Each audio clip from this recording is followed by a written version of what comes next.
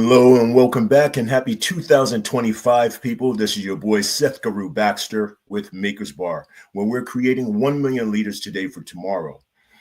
I am excited that we're starting off 2025 with a series on Black excellence and the conversations around Black excellence. I couldn't have a better person to start off the new year in discussing that, talking about our journeys in Black excellence, examples of Black excellence.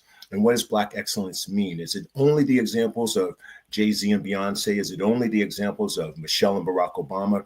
Or there are other lights that are shining bright of Black excellence. And I'd like to bring some of those to you.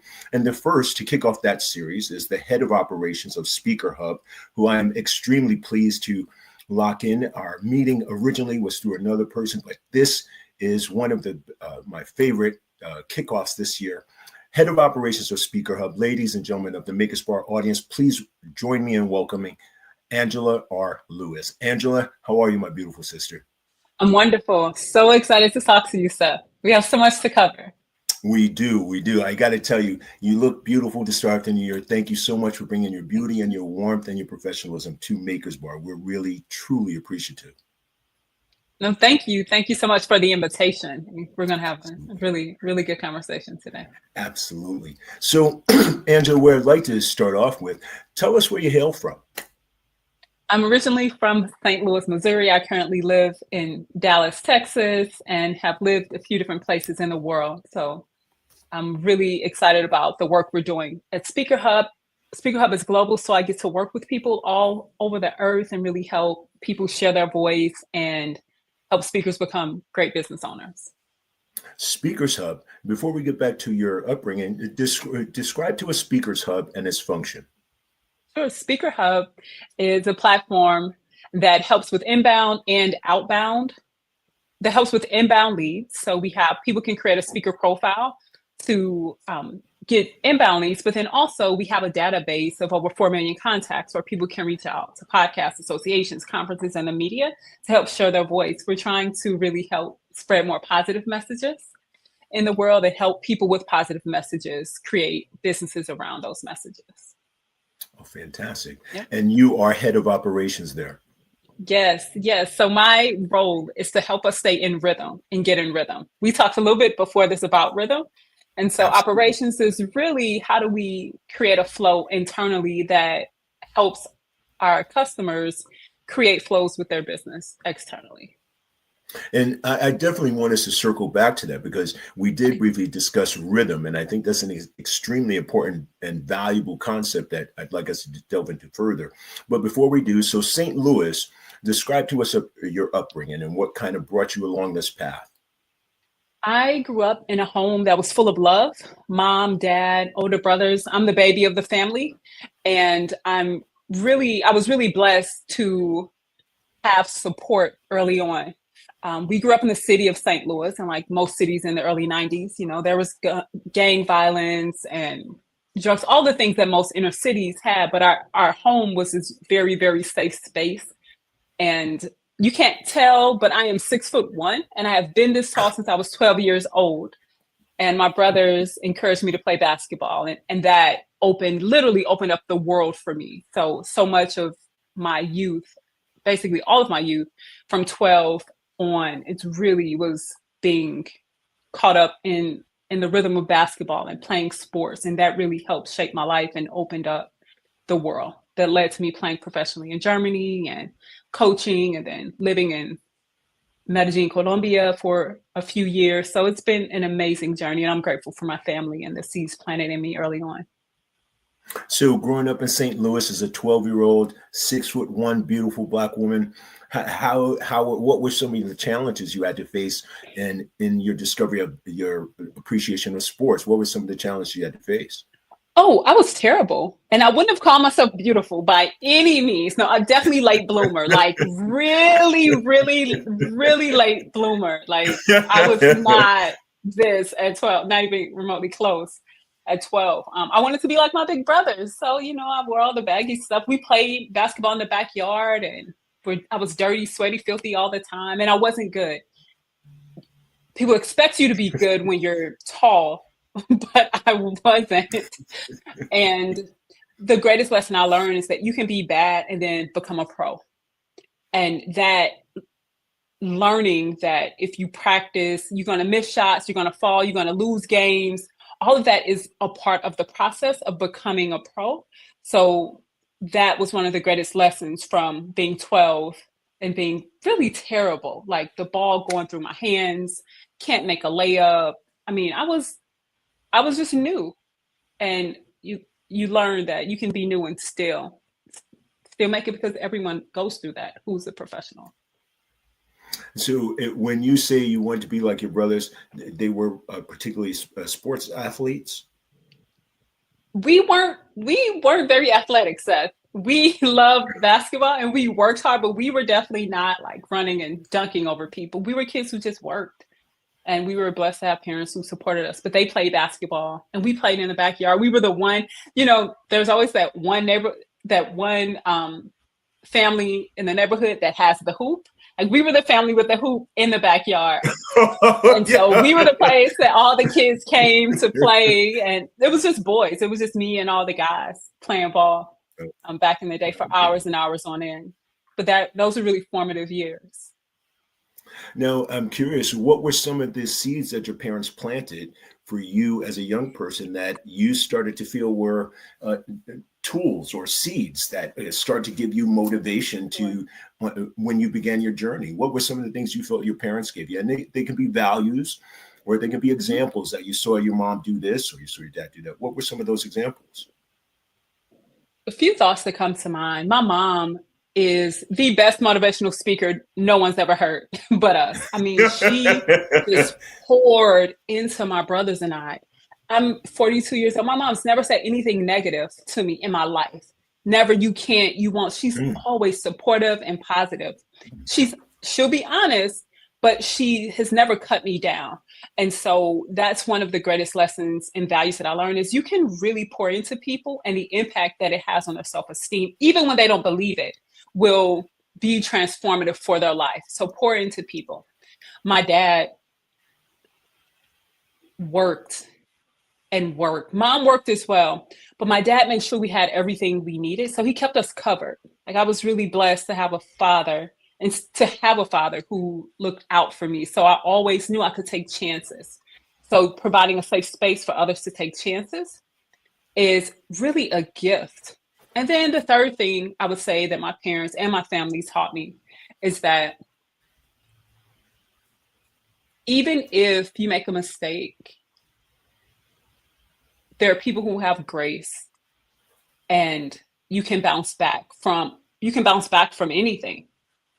You can bounce back from it. So I'm super unbelievably grateful for that. And my mom has faith. I mean, that is unmatched. Faith, you mentioned faith. Faith as in spiritual faith, faith as in yes. just in people. Spiritual faith. Can you talk a little bit about that, if you don't mind? No, I don't mind at all. My mother, really, her faith in God is so strong. She's 83. We celebrate her 83rd birthday in November. And my father's 85. And they've been through a series of health issues. And for them, I mean, my mom just believes that things are going to work out for her good and our good. And she prays for us and for our whole family. And so I'm incredibly grateful, because sometimes we may lack faith or be uncertain if things will work out. And then you can lean on someone else's faith. It's like, if mama's made it this far after growing up in Mount Bayou, Mississippi, picking cotton. I mean, we're not that far removed from that world. Yes, my mom literally picked cotton. It's like, okay, if mom has faith and believes that things can be better, then I can hold on to her faith in times where maybe my faith is shaken. I want to come back to the faith, but I want to reiterate or actually go over. Your mom literally picked cotton? Yes. Yes. My mom and her siblings, my aunts and uncles. Yes. So did my dad. So did my dad. We're not that far removed. No, we're not. And in this being a series beginning on Black excellence, I find that sometimes those stories, like when we were growing up, we were so close to them because our parents shared those experiences. Mm-hmm. But some of our younger generation of people of color, Black people, don't they've only heard these mythological stories about picking cotton. They seem so far away from them. And to me, some of the seeds of Black excellence has been that we experience our parents being able to real time share stories with us. I picked cotton, or my dad, I walked 12 miles to go to school to get an education. Would you feel like that's some of what was a difference in how we equate Black excellence, having had those experiences? They were not far removed from us. They were not mythological stories. They weren't mythological, and I think you're right on point, Seth, because it gives us context to our lived situations. Like, I really can't have a bad day considering what my parents gone through. Mm. And even after that, my mom worked in factories. My dad was a pastry chef, but he worked in the kitchen for 12 years before he was ever able to bake anything for anyone. And so to know that they worked incredibly hard to make sure that my brothers and I had opportunities. I mean, we really don't have bad days in comparison to what they've gone through. And it's created a level of excellence within us. Now, going on to that, so in describing Black excellence, we had those examples. We had no excuses. They were saying, here's what I'm doing every day to provide for you. So when you saw that example, what was the biggest piece that stuck out from you, from your mom, as far as her working too, and the biggest piece that stuck out for you, for your dad, that influenced your career path?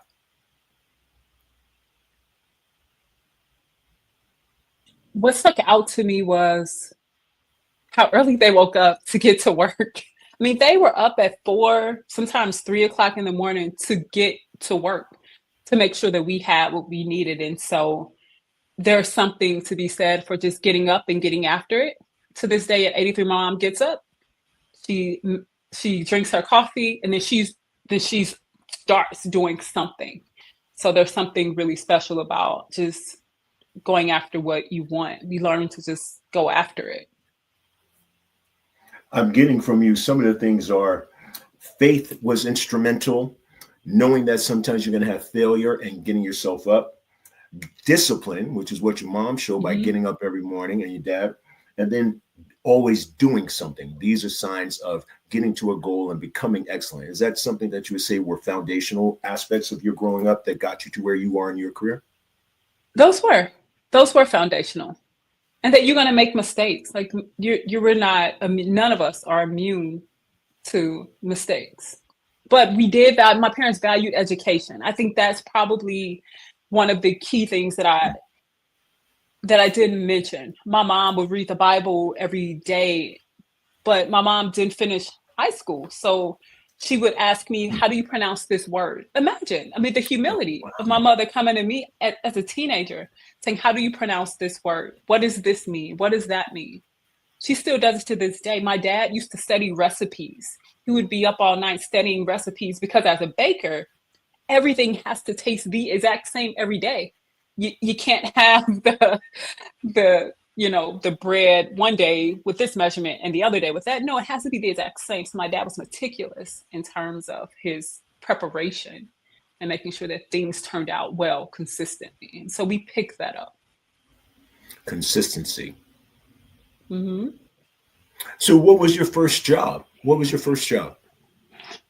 My first job was a referee for basketball at the local Boys and A Girls Club. referee? So we played in the summer league, and then back then there was so much funding for youth programs, and so we were paid to referee and to do the score at the Boys and Girls Club.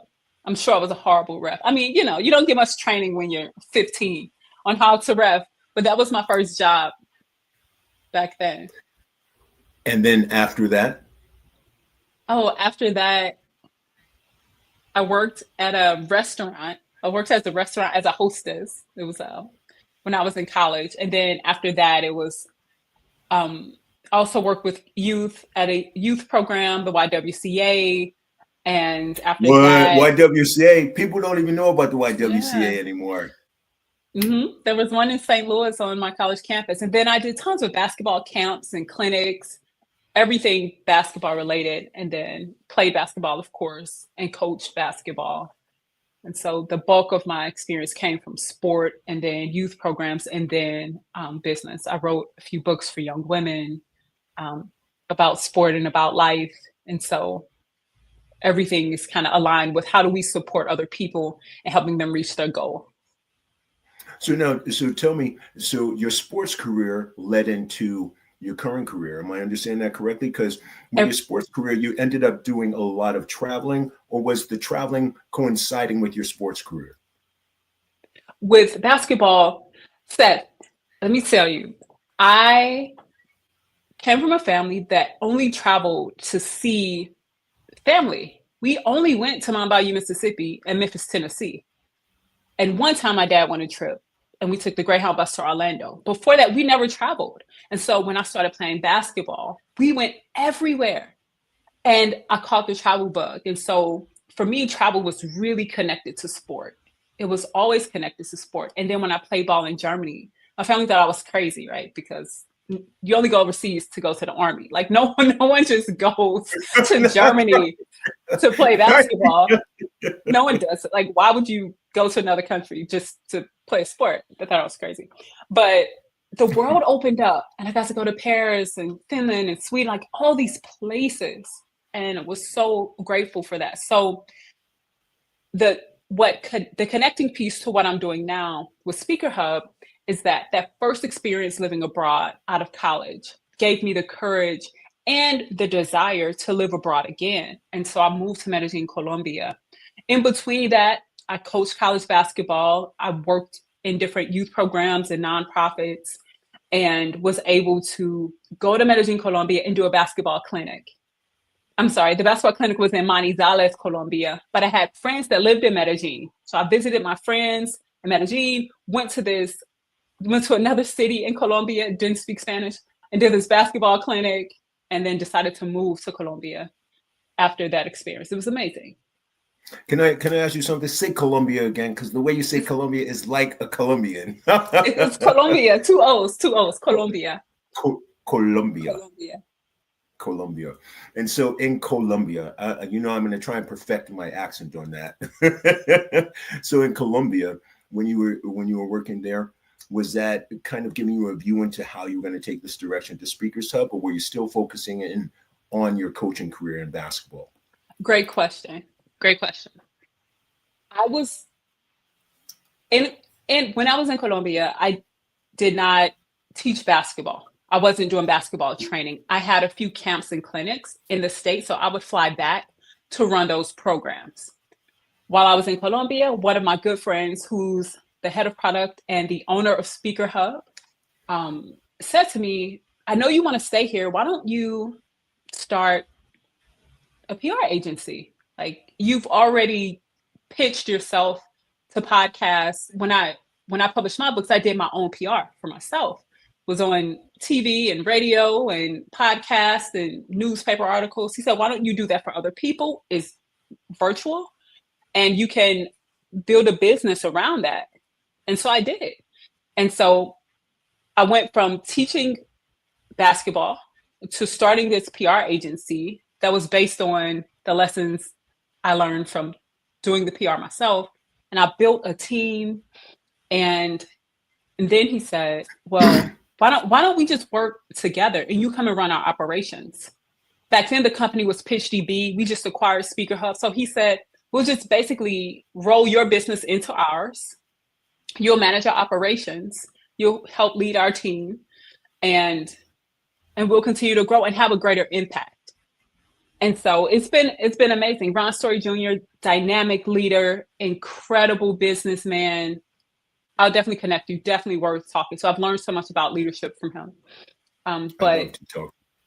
But going from playing sports to wanting to inspire others through my books, that led me to creating an agency to help other people, that now has led to me working with Speaker Hub. And we're able to do that globally to help people and amplify the voices of speakers. It's been a blessing, and it's all connected in ways that I never could have planned or predicted.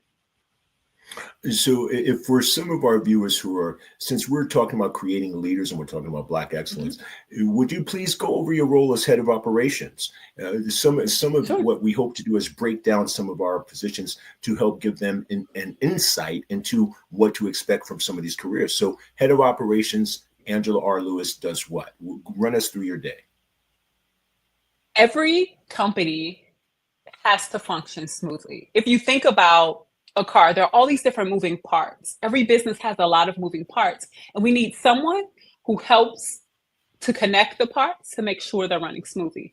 So every day I hop on a meeting with our team that's from all over the world. We have marketers, we have copy editors, we have design, we have technologic, our people who are developers who help make sure all of our technology is connected.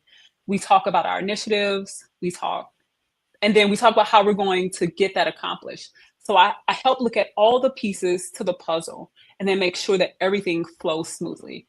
So, for example, we had to launch an event. We did a pro speaker summit a few months ago. So my responsibility was to create the list, to work with our team to create the list of everything we need, and then make sure that we got everything accomplished so that we could have a successful event. And so So, the work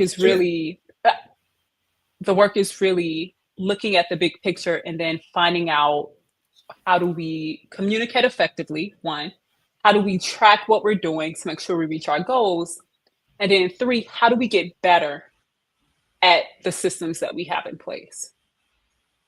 So head of operations threads the needles together and make sure that everything is running smoothly. Or actually, I could say thread the needles together, put the puzzle pieces together, sees the whole picture, and make sure all of those pieces are in line and coordinates those. Correct? Yes, and that we move every initiative forward. So literally operations, we need to make sure that every goal that we set coming from our CEO, we make sure that everything moves forward. Now, in talking about a position as head of operations, and Mhm. in particular as a woman who's a head of operations, what were some challenges, if any, that you had to find that were you experienced gender inequality, if any? Was it your resume that spoke for you? In coming to some of these doors, did you find yourself saying, since I have this associate, what spoke for you to get to this place? Was it just you said, here's my resume, I'm going to let you know? Run us through that process if there were some challenges you had to face that you feel women have to face that are different than men do, or if there was not that and it was just your professional acumen that said, I got in this door, here I am. If you don't mind describing that process. For for me, the process was unexpected and I wasn't looking for it. So I didn't go like looking for this opportunity. I had an agency and I was here's here's the tip. Leaders and people who are building are always looking for other leaders. So I built an agency. I was already managing 6 people. I had hired them myself, put the standard operating procedures in place with the guidance of mentors and consultants that I hired to help me. So I was already doing it, not knowing that I was doing it. So I would say um, the greatest thing that someone can do is just be excellent at the work, and opportunities are going to come that you can't expect. Part That's one. it. Part two is you don't have to lead everything. Like, it was much better for me to partner with someone who's light years ahead of where I was in business. And for him to say, okay, here's an opportunity for you to help lead the organization based on what you've already done. And so I think I haven't faced any external um, challenges in terms of the role that I'm in, particularly because I chose a role where I knew I would be supported, and I knew the person and the people that I work with already know that I'm competent. So it's not. I don't feel like I have to prove myself to them for them to think I'm good enough. It's internal. It's like when the opportunity presented itself, I was like, head of operations. Oh my God, I've never done that before. Well, what does that mean? Well, how do you figure it out? Well, then you give yourself grace to figure the things out. I do believe that I read this book recently, and it talked about leaders are learners.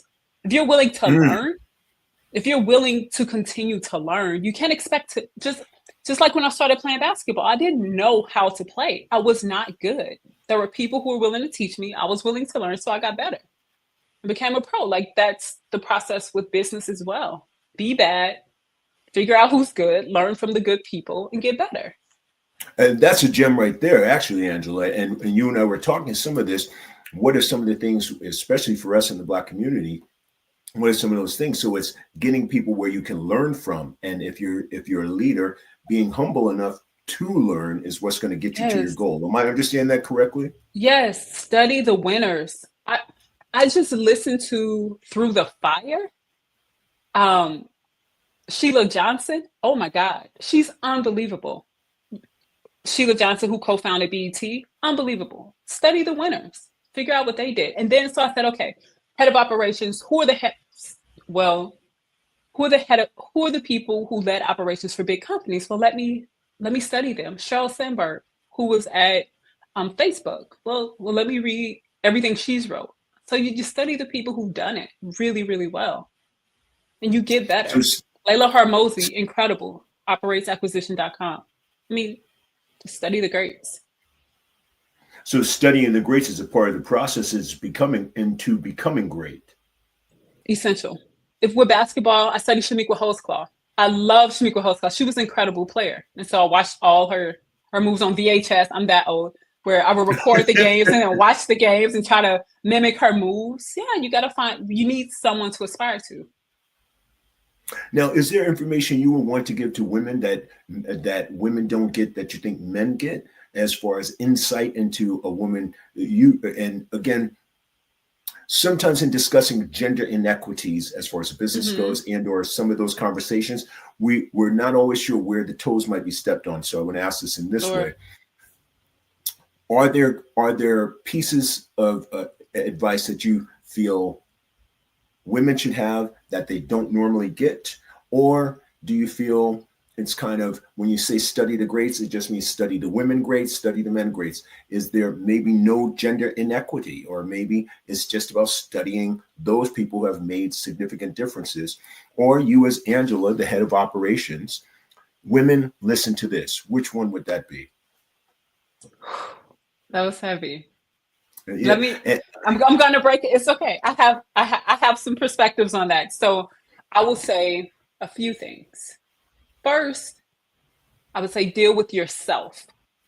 Get really clear about the insecurities that you have in business, and then learn those skills, because then learn the skills that will help you grow, because sometimes it's a skill deficiency. Sometimes you're just not good enough yet. Like I realized, oh, I need to learn how to create better systems. Oh, I need to learn more about this particular aspect of business, customer success. There's some things we can do better, so I can learn how to be better, so I can help our team, so I can make our system smoother. It's not always because I'm a woman. Sometimes I need to increase my skill set. There are inequities. Yes, they do exist. And it's important to find people who you can be open and honest with, who can help you navigate that. And then the third thing I would say, take the opportunity, even if you don't know how to do it.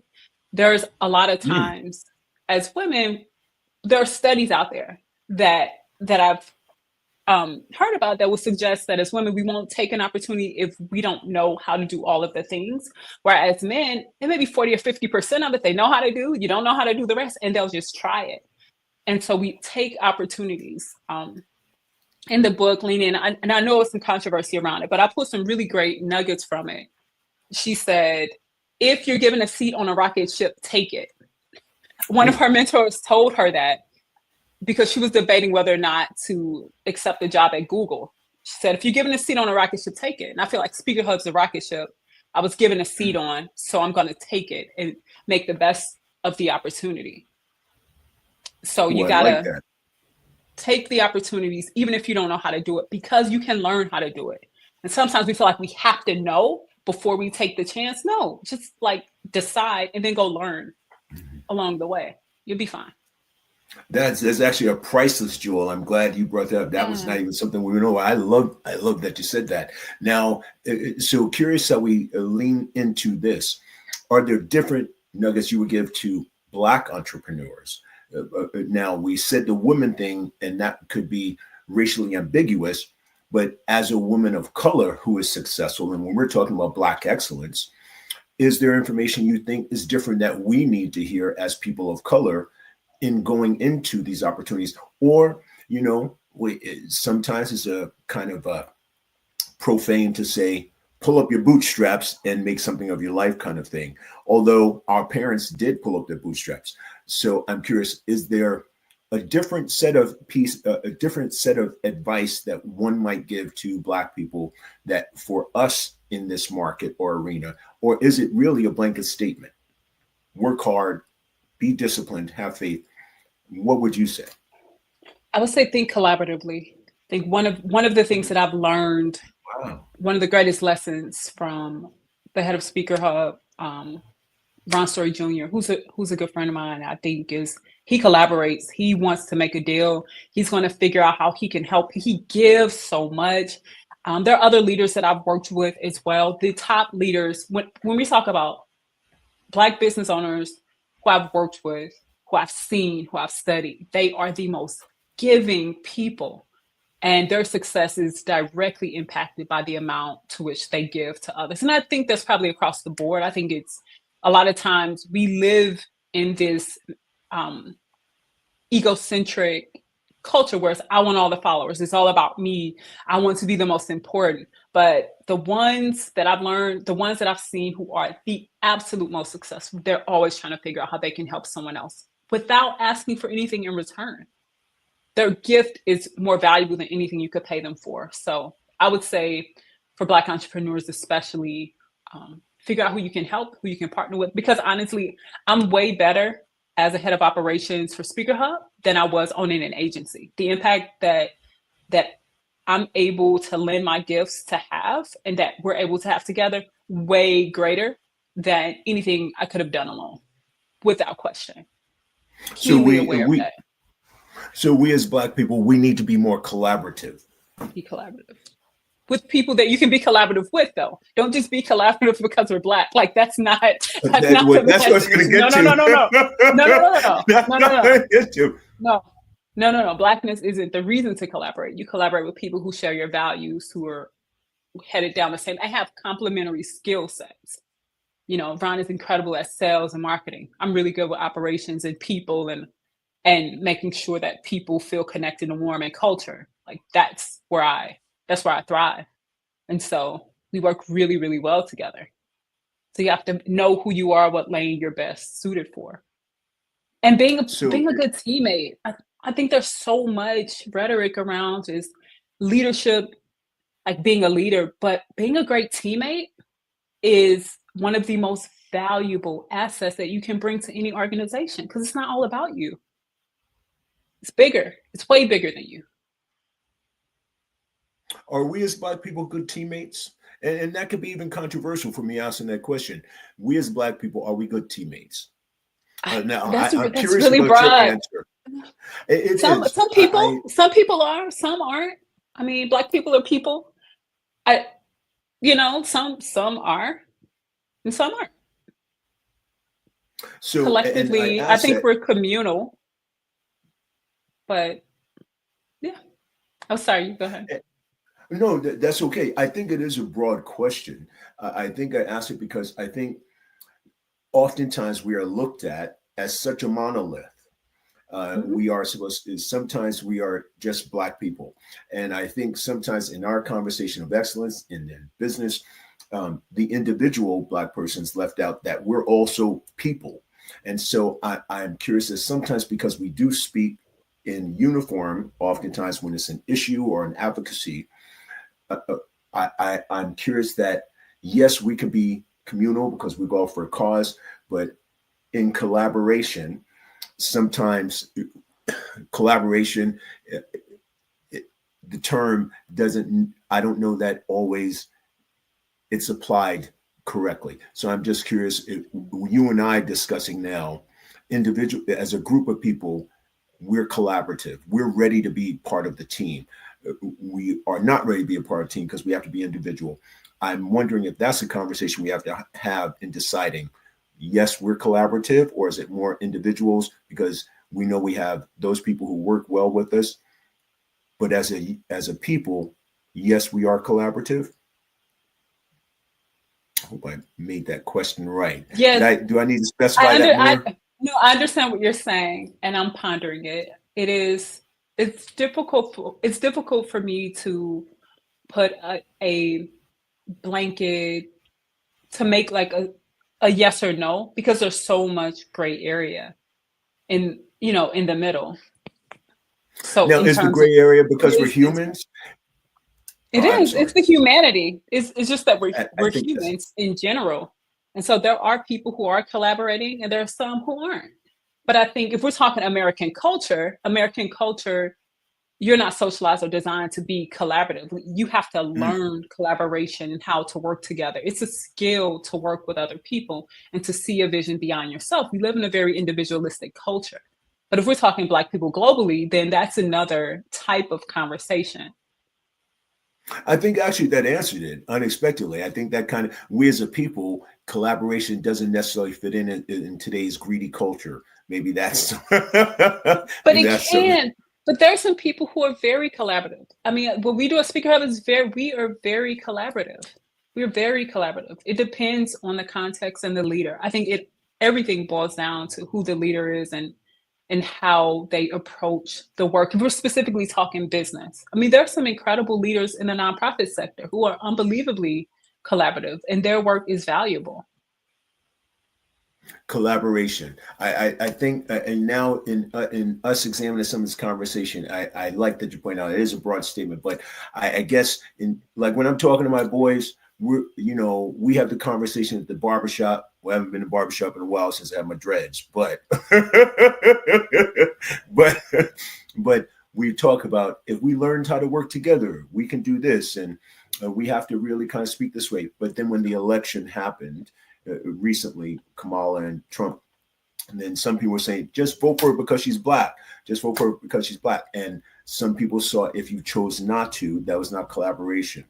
But we were also expected to be independent in our thoughts. So I think collaboration is a term maybe we need to explore more. Or now that I heard you say, it really depends on the person. So we should be looking at individually. Collaboration is based on the individual person. How they choose, I'm not going to be greedy. I have this opportunity. I want us to work together. It is an individual thing. So collaboration, no more broad statement on Black people. It's just work with the people who's saying, I got your picture. I'm going to do this, right? Yes, and work with people who share your values, and they may be Black and they may not be. Just because someone's Black doesn't necessarily mean they share your same. There's a lot of Black people who I don't share the same values with, and there's a lot of non-Black people. You find the people who you can get in rhythm with, and get in rhythm with them, and do great things for others. I think American society, especially, creates a lot of polarization. And when you've lived in other parts of the world, you realize like everybody just wants the same thing.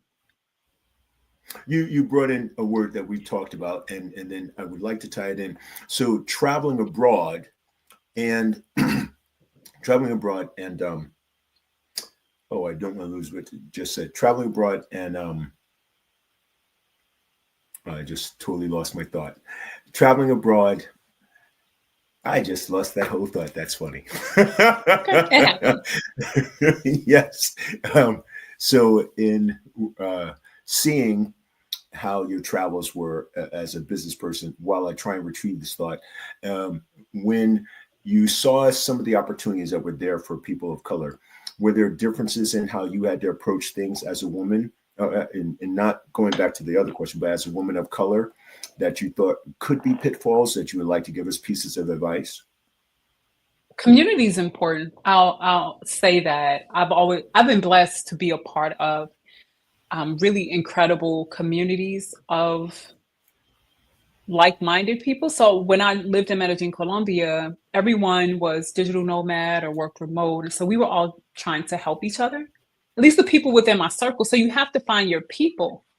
And then that can take away some of those issues. If you have issues with people and they're not in alignment, if it's not good for you, then don't be around them. You know, Yes. if you can. Like, I was blessed and I have to be around people that I didn't flow with. And that's Vibe with. okay. We're gonna vibe with everybody, and that's okay. We don't have And to. you said the word that brought back my question, rhythm. We spoke about rhythm. And oftentimes, rhythm is used in the soulfulness of we as a people.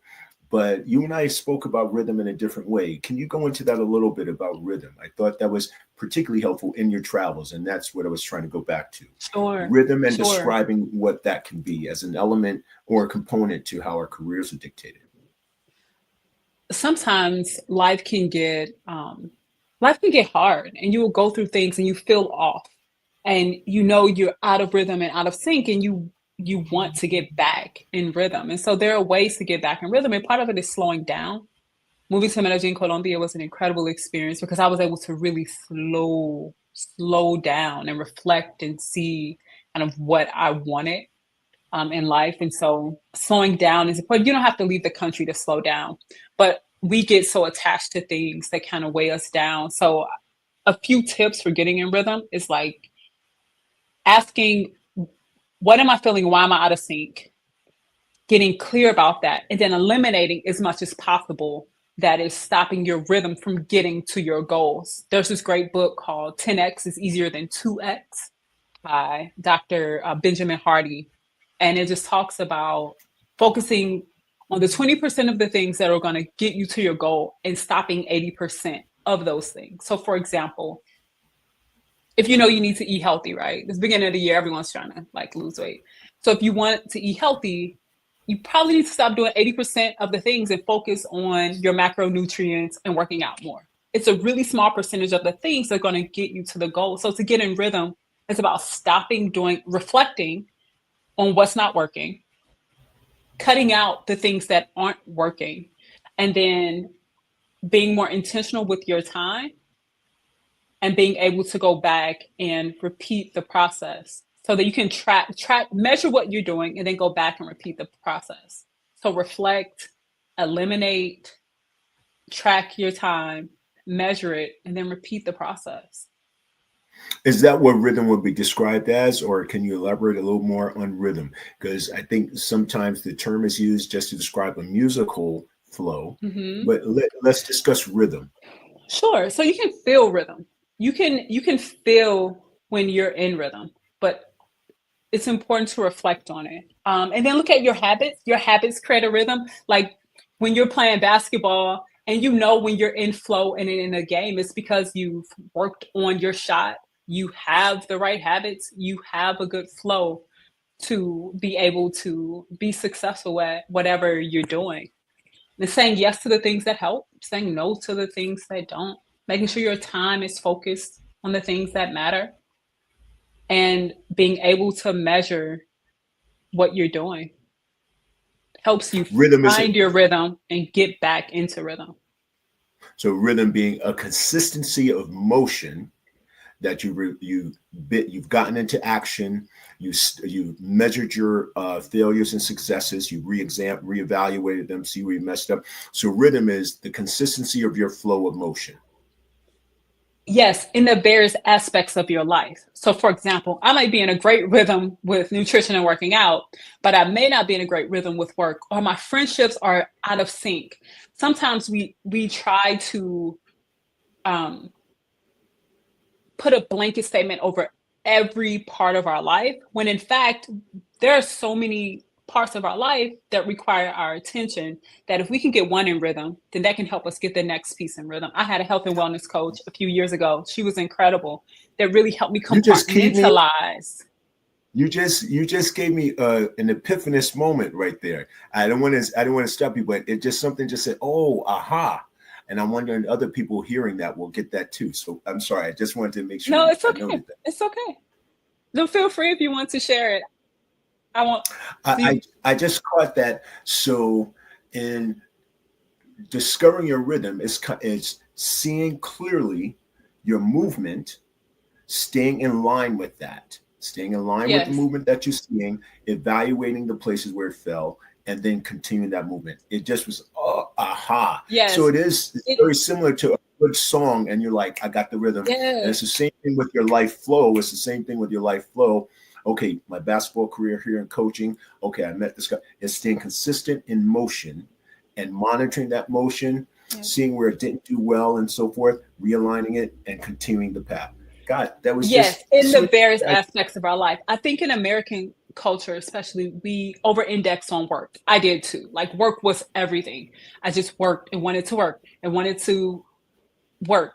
And work isn't bad, but you still need to be healthy. You still need family and community. You still need people. We still need there are other things. Our homes still have to be taken care of. The trash has to be taken out, and the dishes need to be washed, and we have to go to the grocery store. And so if we over index on one part of our life, I'll give you an example.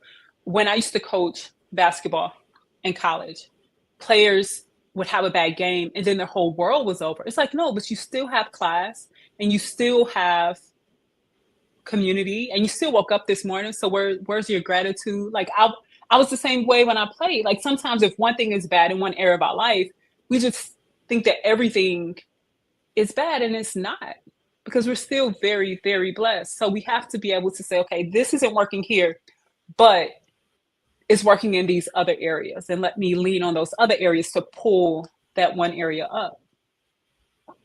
Now that we have that rhythm clear, I'm curious. So, in deciding on Black excellence, so now rhythm breeds excellence. That's the Mm-hmm. train of thought I'm on. So, It does. we've heard the term Black excellence. We've heard it referred to, or I'm sorry, examples that we've seen through the years are Barack and Michelle as a prime example. Jay-Z and Beyonce. Now that's in the political world and the entertainment world. Entertainment. Yes. Black excellence is a symbol of success. I have $1 billion. I have $800 million. I have $200 million. Black excellence is also described as this almost unattainable thing, but I've seen examples of Black excellence where they don't have that notoriety, but they are Black people who have excelled and become proficient, not only proficient, but successful in their own right, where they might end up in the billionaire stratosphere, or they might not because they've chosen success as a separate way. So Black excellence in those examples, closer examples to me are persons like yourself, Dr. Tashian Macon, Kier Worthy, Dougie Fresh, who I've known for a long time. Black excellence is not just in those stratosphere to me. Yeah. Black excellence to you is described as what? What does that look like? It is deciding the life you want to live on your terms and pursuing it, regardless of what anyone says. That, for me, excellence is knowing that I am pursuing the path that I want to pursue for my own reasons in alignment with my own values.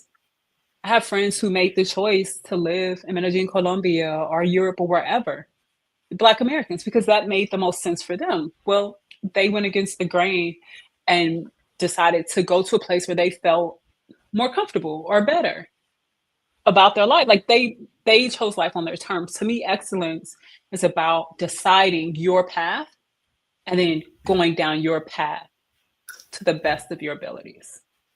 And when we're talking about how we want to be recognized as equals, that couldn't be a better description. There couldn't be a better description than what you just said. Now, I'll even go as far as to say your parents were examples of Black excellence to me. They 100%. saw that they had a marriage, they had children to take care of. Every day, I'm going to learn a new recipe. Okay, I don't know these words. My daughter's going to show me, but I still getting up every morning. The discipline was part of their excellence. Raising their family was part of their excellence. Instilling values and a faith system, even more importantly, was excellence. I think in talking about Black excellence, sometimes we have to find other words that demonstrate examples of Black excellence, like your parents. they are equal to the Jay-Z's and the Baracks and so forth, because without your parents, my parents, there would be no Barack, there would be no Jay-Z. So Black excellence historically has been our parents and their parents every day facing the challenges and then using your words, deciding this is what I'm going to do, and excelling at that and becoming consistently disciplined to provide for their children, make new opportunities. That is one of the ways I'm hoping this series on Black excellence examines. You're a prime example of that. We're products of Black excellence. And so I wanted really to go over that. Now, if you, someone that people might know, or some people you might know, who would be examples for you of Black excellence? Of course, my parents, of course. I think my parents are, I'm incredibly grateful to have them.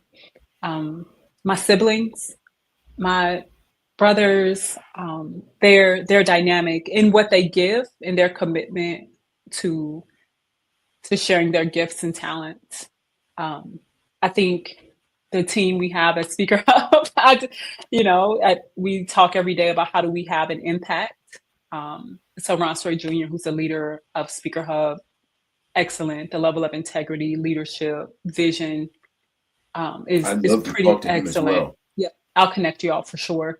I would also say Sheila Johnson, as I mentioned, I just read her book, unbelievable what she went through and who she is. I mean, there's just so many. I have friends, family members. There's so many people. You don't have to be famous to be excellent. I think it's the point that you're getting at. Fame and excellence are not one and the same. And you don't need someone to tell you that you're excellent to know that you're excellent. Like that's an internal thing. Like, did you honor your word? Did you show up consistently? Are you growing and trying to do your best? Did you apologize when you messed up? Like, that's excellence. And so it transcends fame and followers. And so Black excellence is not about how many people know your name.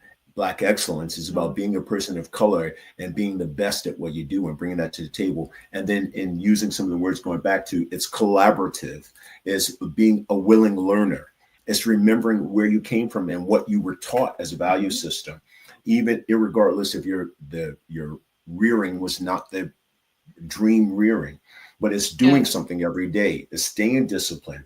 Education is a big part of that. And for some people, where it's not a four-year university, but educating yourself on materials, learning from the greats. Those are some key terms I've taken away from Black excellence. Yeah. And as someone who knows how to get advice from those who have gone before them. I don't want to stop you. Please go ahead. No, I was also going to say, and it's not connected to what you wear or the price of your shoes. I mean, I love saying that. I wore this necklace. I'll be saying that. I wore this necklace today. I was trying to look excellent. What we wear doesn't make us excellent, like it doesn't make us who we are at the core of who we are. I love India Arie. She's my favorite artist of all time. And her song Video, when that came out, I think I was a freshman in college and just loved, sophomore, but loved it because what you wear doesn't determine the value of who you are. And I think our culture puts a lot of pressure on, especially young people, but people in general, to look a certain way to be excellent. And I don't think that's the case. It doesn't have to be the case. You brought up a great example. India Arie, she happens to be one of my favorite as well, because her song is perfectly descriptive of what excellence is. And to me, she's an example of Black excellence as well. But it brings up such a valuable point.